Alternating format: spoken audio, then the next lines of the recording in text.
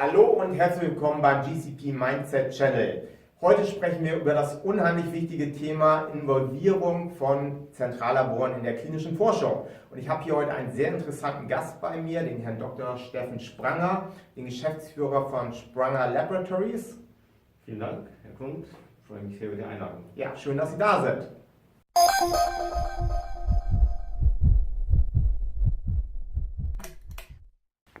Ja, hallo Herr Spranger, schön, dass Sie da sind, um mit mir über das Thema Zentrallabore zu sprechen. Sie sind ja selber, soweit ich weiß, Mediziner. Wie kommt es dazu, dass man als Mediziner im Labor arbeitet, beziehungsweise sogar Geschäftsführer eines Zentrallabors ist? Mein Vater hat sich 1967 nach Facharztausbildung in den USA niedergelassen, in Ingolstadt. Seitdem sind wir tätig für die Ärzte in der Region, Krankenhäuser in der Region. Haben dann Mitte der 80er Jahre angefangen, schon als lokales Labor tätig zu sein für klinische Studien und sind da dann mehr und mehr reingewachsen, waren seit Mitte der 90er Jahre dann überregional auch europaweit tätig und seit Ende der 90er Jahre wirklich als international tätiges Zentrallabor, kommen die Proben von überall Europa, hauptsächlich sicher Europa, aber auch Israel, Südafrika, auch Osteuropa zu uns. Ich selbst habe mich dann 2002 niedergelassen als Laborarzt und habe 2016 dann sozusagen das von meinem Vater das Geschäft übernommen. Als Labormediziner ist man für die Organisation des Laborbetriebs verantwortlich, hier vor allem natürlich das Qualitätsmanagement, dass die Ergebnisse, die man produziert, richtig sind und auch die Beratung der Einsender und auch der klinischen Studien. Herr Spranger, wenn Sie sagen, Sie bewerten die Laborparameter bzw. die Werte, die Sie vorher bestimmt haben, heißt das auch, dass Sie bestimmen, ob ein Laborparameter so aussieht, dass es sich möglicherweise um ein unerwünschtes Ereignis handeln könnte? Nein, so weit geht es nicht. Es ist also nur der Befund im Gesamten, ist der stimmig, Werte, die voneinander abhängen, passen die zusammen, aber nicht so weit, dass man so weit geht, dass man aus dem Befund schon sowas ableiten könnte. Okay, das heißt also, die Prüfärzte sind letztendlich noch dafür verantwortlich, darüber zu entscheiden, ob ein Laborparameter ein Adverse Event ist oder nicht. Ja. Jetzt sind Sie ja auch schon sehr, sehr lange in dieser Branche tätig. Sie arbeiten schon sehr, sehr lange als Dienstleister in der klinischen Forschung. Wenn ich an die letzten 15 bis 20 Jahre denke, hat sich unheimlich viel verändert. Was hat sich denn für Sie als Zentrallabor geändert? Also es gibt keine Studien mehr, die nur aus Standardparametern bestehen. Es sind immer Spezialparameter dabei, teilweise solche, die man extra für die Studie etablieren muss. Es wird immer multinationaler, multizentrischer, es sind immer mehr Parameter mit eingebunden und es gibt auch immer mehr Auflagen, die dann zu höheren Kosten führen, die man schwer tut, ihnen weiterzugeben, die höheren Kosten. Was sind das jetzt für Kosten zum Beispiel? Das sind Kosten von Auflagen, die zum Beispiel bei einer Akkreditierung auftreten, mehr Überwachung zum Beispiel von Temperaturen bei Kühlschränken, Blutschränken, erhöhter Aufwand bei Dokumentation im Archiv, auch da wieder die Überwachung. Da fallen überall mehr Kosten an und man tut sich immer schwer, die zuzuordnen und dann entsprechend weiterzugeben. Ja, eine wirkliche Kostenreduktion kann man noch nicht erkennen in der klinischen Forschung, das kann ich nur unterstreichen. Jetzt haben Sie gerade gesagt, die Parameter werden auch immer mehr. Ich weiß, früher hatten wir standardmäßig klinische Chemie und Hämatologie in jeder Studie. Was für Parameter analysieren Sie denn überhaupt bei sich im Labor? Gut, das ist jetzt das Stichwort Biomarker. Wobei bei den Standardparametern zum Beispiel die Gamma-GT auch ein Biomarker eben ist, der den Funktionszustand der Leber beschreibt. Aber Biomarker jetzt ganz allgemein sind eben Marker, die den Zustand des Körpers beschreiben, zu versuchen. Das geht jetzt so weit, dass man eben verschiedene Parameter zusammenfasst zu Scores, die dann Auskunft geben, auch wieder über die Leberfunktion, aber dann spezielle Leberfunktionsstörungen beschreiben können. In der klinischen Chemie gibt es auch, da kann man sehr speziell werden mit Molekülen. Bei uns zum Beispiel gibt es ein Gerät, das EasyTOF, das ist also die Elektronenspray-Ionisation Time of Flight, so ein tolles Gerät, mit dem kann man dann eben sehr kleine Teile bestimmen. oder auch molekulargenetische Untersuchungen, dies dann alles in die Richtung individualisierte Medizin führt, eigentlich, dass man Patienten je nach ihrem Zustand am besten therapieren kann. Ja, jetzt weiß ich auch aus der Erfahrung heraus, dass viele Sponsoren sich gegen ein Zentrallabor entscheiden.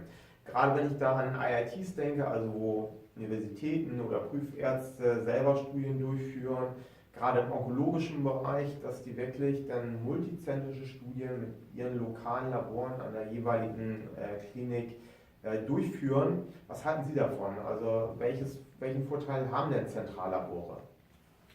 Gut, da bin ich natürlich vielleicht etwas voreingenommen, aber für mich ist es sowas zulässig bei instabilen Parametern, häufig ist da die Gerinnung dabei und natürlich monozentrischen Studien, das haben Sie jetzt gerade gar nicht angesprochen, da kann man sowas durchaus vertreten, aber sonst denke ich überwiegen schon die Vorteile.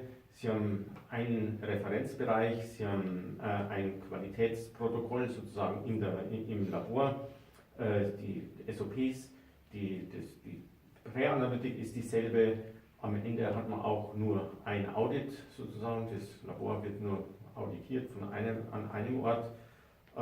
Oder auch die Organisation ist natürlich leichter, wenn ich an unser Projekt denke mit Brasilien, da tut man sich natürlich leichter, wenn man wirklich nur einen Partner hat, mit dem man sowas organisieren muss. Ja, ja. Wie ich schon eben angesprochen habe, gerade in onkologischen Studien werden ja viele prüfarztinitiierte Studien durchgeführt. Was glauben Sie denn bei Tumorstudien oder Krebsstudien, sind die Werte von Laborparametern überhaupt vergleichbar? Also gerade das sind eigentlich Werte, die sehr unterschiedlich je nach Kithersteller sind. Die Referenzbereiche weichen sie ab. Auch der Wert selber, der Absolutwert, ist dann ganz unterschiedlich natürlich. Wenn man jetzt vom CEA ausgeht, der kann da deutlich schwanken. Ist für mich eigentlich unklar, wie man das in der Biostatistik dann umsetzt. Ja, Herr Spranger, Sie haben schon häufiger über die Akkreditierung gesprochen, beziehungsweise auch über den Aufwand, den die Akkreditierung so mit sich bringt. Ich habe schon von Sponsoren gehört, die haben von ihrem Zentrallabor ein GLP-Zertifikat erwartet. GLP ist natürlich der Qualitätsstandard für die Präklinik und hat mit klinischen Studien überhaupt nichts zu tun. In Deutschland arbeiten wir ja, soweit ich weiß, mit Ringversuchszertifikaten. Was meinen Sie denn? Also was bringt so ein Zertifikat und was für eine Akkreditierung wäre überhaupt sinnvoll für ein Zentrallabor? Also die Ringversuchszertifikate nach Ringelbeck, das ist mal so der Mindeststandard in Deutschland. Ich denke, man kann sagen, ein wirklich schlechtes Labor gibt es damit nicht. Ob das deswegen gut ist, muss auch nicht unbedingt sein. Aber das ist mal eben so das Mindeststandard. Darüber hinaus gibt es dann eben die Akkreditierung als Kompetenznachweis. Das, also eben sagt, der weiß auch, was er tut wirklich. Wobei wir die Erfahrung haben, die ist im Allgemeinen sicher nicht schlecht, aber dann kommt natürlich manchmal doch so ein bisschen die persönliche Ansicht eines Prüfers rein, was nicht ganz gut ist. Auch die Sektorkomiteebeschlüsse sind durchaus zweiseitig zu sehen. Da gibt es auch was, wo man sagen würde, ob das wirklich so unbedingt sein muss. Bei uns dann eben dann noch die Audits durch die Sponsoren und die Überwachung durch die Regierung. Wenn man jetzt das alles zusammennimmt, so eine kontinuierliche Überwachung, Beobachtung, das denke ich, sagt dann schon was über die Qualität aus. Da kann man dann nicht mehr vielleicht eine Ringversuchsprobe mal ganz besonders behandeln und da zum richtigen Ergebnis kommen und sonst in der Routine vielleicht weniger, sondern dann ist man eben schon so intensiv überwacht und beobachtet, dass die Qualität dann, denke ich, schon stimmt. Ja, interessant. Vor einigen Jahren hat ja auch die Research Quality Association, damals als sie noch die BACA war, einen neuen Standard entwickelt, und zwar die GCLP. Das war ja so die Schnittmenge aus GCP und GLP. Das haben Sie mit Sicherheit auch mitgekriegt. Hatte das irgendeinen Einfluss auf Ihre Arbeit als Zentrallabor? Also GCLP hat dann sicher das Labor aus dem Schattendasein, wie Sie ganz eingangs gesagt haben, herausgeholt. Man hat jetzt dann doch gesehen, dass es bei GLP vielleicht in einem ungeeigneten Bereich für die klinischen Studien behandelt wird. Bei GCP war es ganz wenig, was das Labor betroffen hat und hat da sicher das mal eben hervorgeholt. Aber man braucht trotzdem eine Standardisierung über alle Bereiche und eben auch international, denke ich. Ja, und genau dieses Schattendasein, das kann ich überhaupt nicht nachvollziehen. Ja, wir involvieren ja Labore nicht umsonst in klinische Studien. Entweder sollen sie dabei unterstützen, die Safety zu analysieren oder auch die Wirksamkeit, also beides unheimlich wichtige Dinge und trotzdem häufig stiefmütterlich behandelt. Ja, und dann kam ja 2012 die EMA mit einem Reflection Paper on Laboratories in Clinical Research heraus und die hat das Ganze ja nochmal spezifiziert, was Behörden im Rahmen von Inspektionen überhaupt von Zentrallaboren oder überhaupt von der Involvierung von Laboren erwarten. Was denken Sie darüber, über dieses Reflection Paper? Also das Reflection Paper hat sicher eine schöne Standardisierung gebracht, ist ein Leitfaden für die Praxis. Man findet wirklich mal eben was, worauf man sich beziehen kann. Auch die Präanalytik ist mit erwähnt, ist mit behandelt dabei. Was natürlich ganz toll wäre, wenn sowas mal dann international akzeptiert würde, dass man sagt, die Amerikaner, USA akzeptiert das Europa und Europa die Amerikaner. Sowas, das wäre, finde ich, so das Endziel. Ja, eine internationale Harmonisierung wäre sicherlich sinnvoll. Soweit ich das EMA Reflection Paper auch verstanden habe, ging es gar nicht so sehr darum, dass die Daten möglicherweise nicht richtig sind, die da analysiert werden, sondern mehr um regulatorische Compliance, mehr um Datenintegrität, sprich gibt es sowas wie Source Data, wird auch über 25 Jahre, wie es jetzt ja in der EU auch verpflichtend wird, archiviert. Also es geht um Subcontracting, ist es da nachvollziehbar, wer hat welche Verantwortung, um Daten im Rahmen der Studie zu liefern? Hat sich da irgendwas in Ihrem Alltag geändert? Ja, es sind formale Anforderungen konkretisiert, auch wie Verträge auszusehen haben, wie man die gestalten soll. Ist natürlich schön, wenn man da einen Bezugspunkt hat, auf was man sich einfach verlassen kann, auf was man sich auch in bei Audits beziehen kann. Auch zum Beispiel die nachträgliche Anforderung von Laboruntersuchungen ist geregelt. Da muss man sagen, ist es wirklich immer realitätsnah, wie das vorgegeben ist, auch vielleicht in anderen Punkten. Wichtig ist da bestimmt die Kommunikation einfach mit dem Labor im Vorfeld. Ja, das Vorfeld ist mit Sicherheit auch ein wichtiges Thema. Ich denke immer, die Studienplanung ist ganz, ganz wichtig, um eine erfolgreiche Studie durchzuführen. Was meinen Sie, wo besteht denn Verbesserungsbedarf bei den klinischen Studienteams vom Sponsor oder der CRO und dem Personal beim Zentrallabor? Sehr wichtig ist hier das frühe Einbeziehen ins Studienprotokoll, was ja das Reflection Paper eben auch fordert, dass das zur Verfügung gestellt werden soll zur Einsichtnahme für Spezialparameter oder auch Ausschlusskriterien. Wir hatten vor kurzem eine Studie, die Schwangerschaft als Ausschlusskriterium festlegt, aber dann nicht abgeprüft hat, ist die Patientin schwanger durch einen Schwangerschaftstest. Das ist dann eben erst aufgefallen, wie man das Studienprotokoll durchgelesen hat. Erweiterungsanalysen sollte man versuchen auch abzusprechen, dass die eben nicht dann außerhalb des Protokolls erfolgen müssen.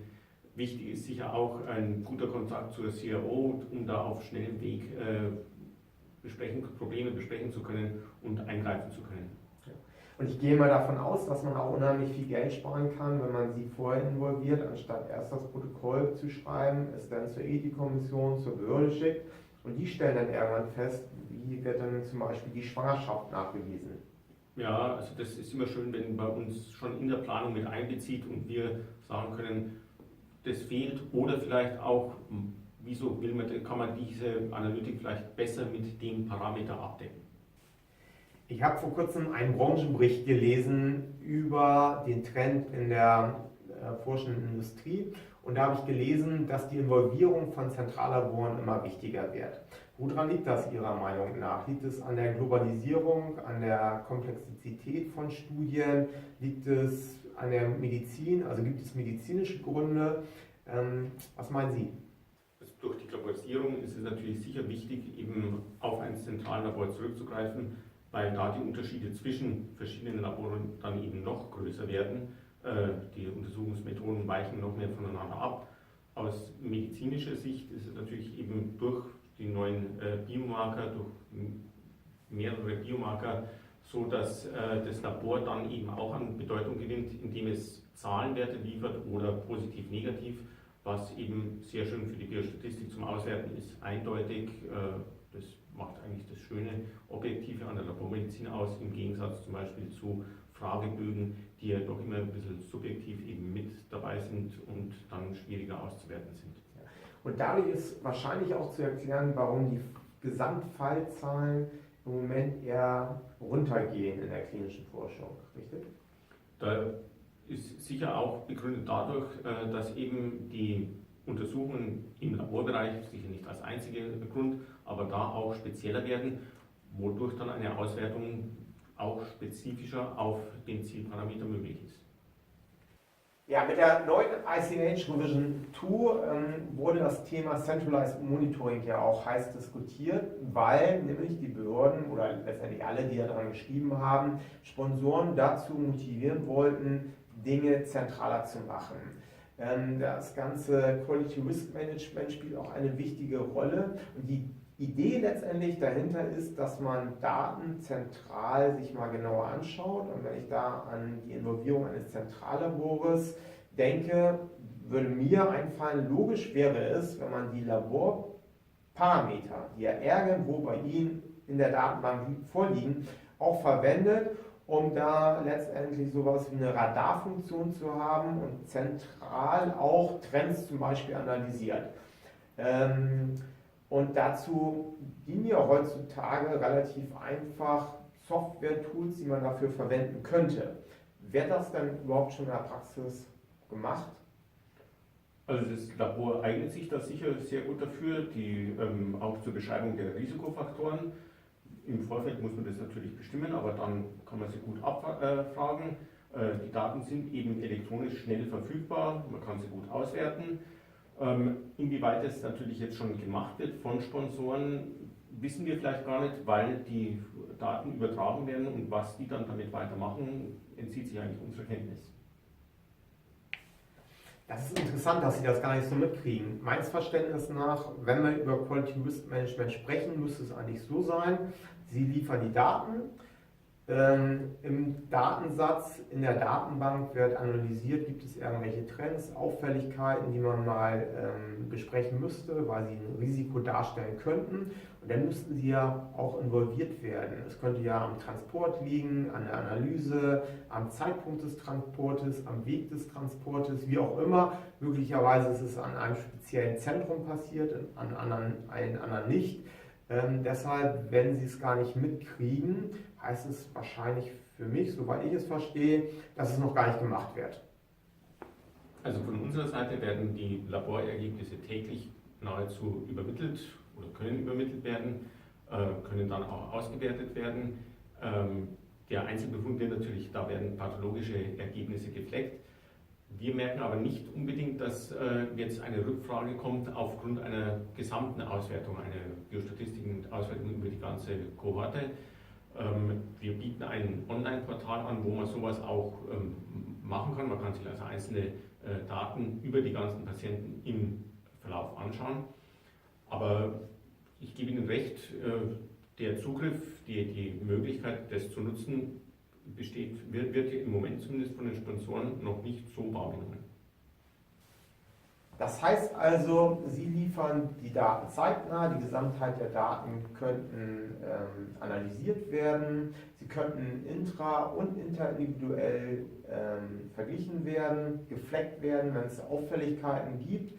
Dementsprechend könnte das Studienteam von der CRO oder dem Sponsor auch über Corrective und Preventive Actions nachdenken. Und es wird deutlich einfacher, Sponsor-Oversight über die Laborparameter auch zu haben und sicherzustellen, richtig? Im Idealfall ja, aber Voraussetzung ist natürlich, dass die Prüfzentren, Monitore, Sponsoren und auch die CROs schnell reagieren, um da eben dann die Preventive Action abzuleiten.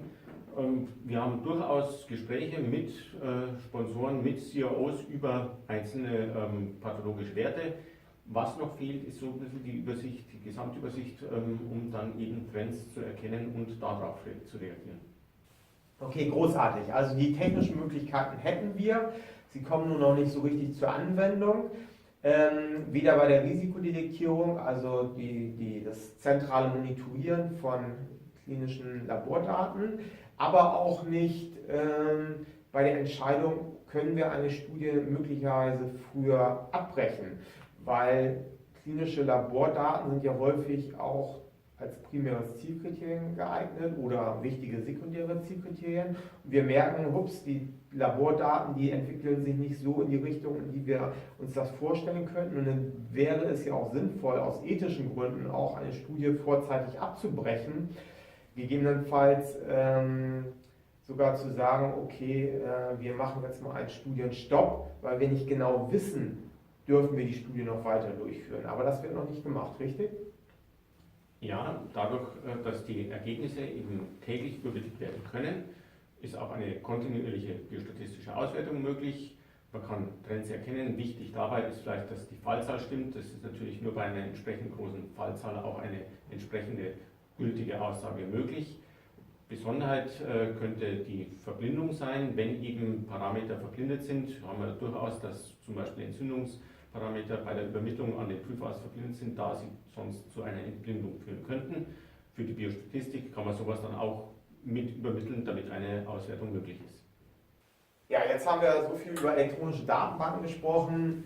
Was ich dann immer sehe, worüber ich mich immer wundern muss, dass einige Sponsoren von ihren Prüfärzten verlangen, dass Labordaten, die sie per Fax bekommen haben oder per E-Mail bekommen haben, dass die Prüfärzte diese Laborparameter dann wieder transferieren müssen, sprich abschreiben müssen in den ECRF. Und dabei entstehen natürlich wieder diverse Übertragungsfehler. Wie sinnvoll ist das denn? Gut, man kann es natürlich wunderbar, könnte man es übertragen, direkt vom Labor ins ECRF, ohne irgendwelche Fehler. Probleme könnten sein, dass man diese Übertragung natürlich vielleicht validieren muss und hauptsächlich, dass der Prüfarzt irgendwo dokumentieren muss, er hat die Laborergebnisse gesehen, er hat sie verstanden und hat möglicherweise darauf reagiert. Aber sonst ist es nur schön, wenn man die übertragen kann, elektronisch fehlerfrei und die Arbeit ist abgenommen, dem Prüfarzt das zu übertragen. Ja, Herr Spranger, ich glaube, da haben Sie einigen Prüfärzten jetzt gerade einen Gefallen getan, die sich immer wieder ärgern, die Daten abschreiben zu müssen. Was sind denn Ihrer Erfahrung nach die 3 häufigsten Fehler, die man so in der Zusammenarbeit mit einem Zentrallabor macht? Gut, das häufigste ist natürlich die fehlende Identifikation, dass Proben kommen ohne Bezeichnung, ohne Begleitzettel. Wir wissen dann natürlich schon, woher sie gekommen sind durch den Transport und können dann versuchen, das zuzuordnen, aber die Auswertung ist da sicher sehr eingeschränkt. Das andere ist die falsche Präanalytik, dass die Proben zu lange unterwegs sind, zum Beispiel häufig über Ostern kann es passieren. Wir geben natürlich in unserer Laborbroschüre mit, wann die Proben nicht versendet werden sollen, vor welchen Feiertagen. Aber auch die Temperatur spielt da eine Rolle, kann dann eben zur Nichtauswertbarkeit führen. Das andere ist, was sicher selten ist, aber auch mal vorkommt, ist eine fehlende Anonymisierung, dass wir also die Probe komplett mit Probandennamen bekommen. Die dürfen wir natürlich dann eigentlich auch nicht auswerten. Das ist dann eben zuordnenbar und ist dann auch damit erledigt. Ja. Ich kann mir vorstellen, dass dieser 3. Punkt gerade heutzutage ein heikles Thema ist, aufgrund der neuen Datenschutzverordnung. Ja. Jetzt sagen Sie aber, das sind die 3 häufigsten Fehler, die gemacht werden. Wie gehen Sie denn damit um? Trainieren Sie die Sponsoren anders? Werden solche Fehler vorzeitig schon kommuniziert als Risiko für die Studie? Gut, wir trainieren das oder versuchen es zu trainieren bei den Prüfarzttreffen. Das ist sehr wichtig bestimmt. Wir merken, dass bei monozentrischen Studien deutlich weniger Fehler auftreten, weil man die eben viel besser trainieren kann. Und man versucht dann eben auch, das wirklich den Leuten beizubringen, dass es ernst zu nehmen ist, dass es eine klinische Studie ist, die für den Sponsor sicher wichtig ist. Und hier ist sehr wichtig auch die Zusammenarbeit mit den CROs, mit den Prüfärzten. Wir versuchen es im Extremfall dann sozusagen über Zwangsmaßnahmen, dass wir Befunde nicht freigeben, wenn wir die Daten haben. Dann kommen zwar natürlich die Laborwerte, aber der endgültige Befund, den halten wir zurück, bis wir wirklich alle Fehler gelöst haben und der Befund fertig ist. Ja, Herr Spranger, jetzt sind wir schon fast am Ende unseres Gespräches. Was würden Sie denn jetzt gerne noch Sponsoren und CROs mit auf den Weg geben, wenn die über Zentrallabore nachdenken, wenn Sie darüber nachdenken, Zentrallabore in ihren Studien zu involvieren. Wie soll der Vertrag aussehen? Wie soll man ein Zentrallabor auch selektieren? Und wie soll vor allen Dingen die Zusammenarbeit aussehen mit einem Zentrallabor? Gut, da bin ich sicher nicht ganz uneigennützig, wenn ich sage, dass man nicht nur die ganz Großen anschauen soll, sondern auch an mittelständische Unternehmen denken soll. Wir sind qualitativ sicher vergleichbar durch die vorliegenden Standards. Bei der Angebotserstellung ist sicher wichtig, dass man einen Informationsaustausch hat, dass man wirklich alle Informationen zur Verfügung hat, um dann das Angebot, das ja meistens sehr schnell erstellt werden soll, erstellen kann. Sonst muss es einfach länger dauern. Die flache Hierarchie ist sicher dazu geeignet, auf Sonderwünsche schnell zu reagieren. Wir sind sehr flexibel, was zum Beispiel Befundlayout betrifft. Da kann man sich immer gut anpassen, sicher besser auch als größere Strukturen. Sonderwünsche, Resupply geht sehr schnell. Und dann eben auch die Zusammenarbeit mit CROs. Wenn man sich da gut abspricht, dann ist es wirklich ein schnelles Vorankommen, was ja für den Sponsor immer sehr wichtig ist, dass er dann gut zum Ziel kommt. Ja, ich halte ja auch die Kommunikation zwischen den unterschiedlichen Parteien, Sponsor, CRO und Zentrallabor als ganz, ganz wichtig, um ein erfolgreiches Projekt durchzuführen. Deshalb sollte man sich als Sponsor auch darüber Gedanken machen, wer passt von der Kommunikation gut zu uns. Ja, vielen Dank dafür, vielen Dank für das nette Gespräch, es war unheimlich interessant. Vielen Dank, von mir auch, vielen Dank für die Einladung. Ich hoffe, auch ihr fandet es interessant, dass wir ein paar Impulse geben konnten in Bezug auf die Auswahl von Zentrallaboren, in Bezug auf den Prozess mit Zentrallaboren. Bitte schickt uns eure Kommentare, Fragen und abonniert uns. Tschüss!